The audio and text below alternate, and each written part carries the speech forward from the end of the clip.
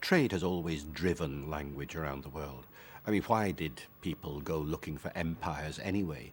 To exercise political domination over the people that, well, they didn't know there were people out there. They didn't know what they were going to encounter. They weren't really looking for political growth. That came later. No, what they were looking for was gold and all the great things that were rumored to be across the seas.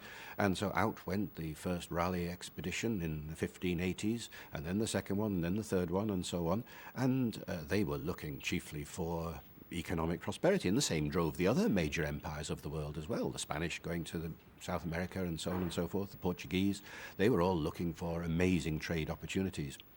And of course, as soon as you get an establishment in a part of the world, it doesn't take long before the language, in our case the English language, begins to be affected by what they encounter there and begins to grow.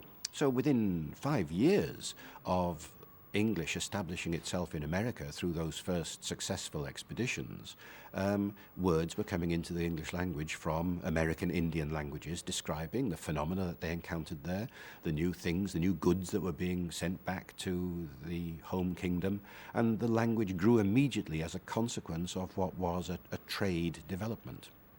It was during the 19th century that the issue of the economic power of society began to influence the nature of the English language. At the beginning of the 19th century, Britain was without a doubt the most productive nation in Europe, and by the end of the 19th century, the United States was.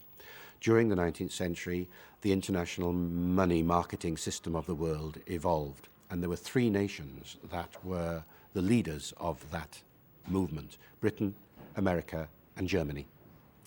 At the beginning of the 20th century, it could have gone in any of three directions, really. America seemed to be leading the way, and so it proved to be. Germany, after the First World War, fell out of the equation.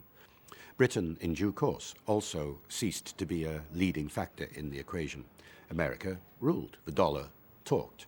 And so you look at the English language today, and you see that its two main shaping forces have been from Britain and the United States. You only see the influence of German still, perhaps in some of the names of the money marketeers of the world, Rothschilds and so on.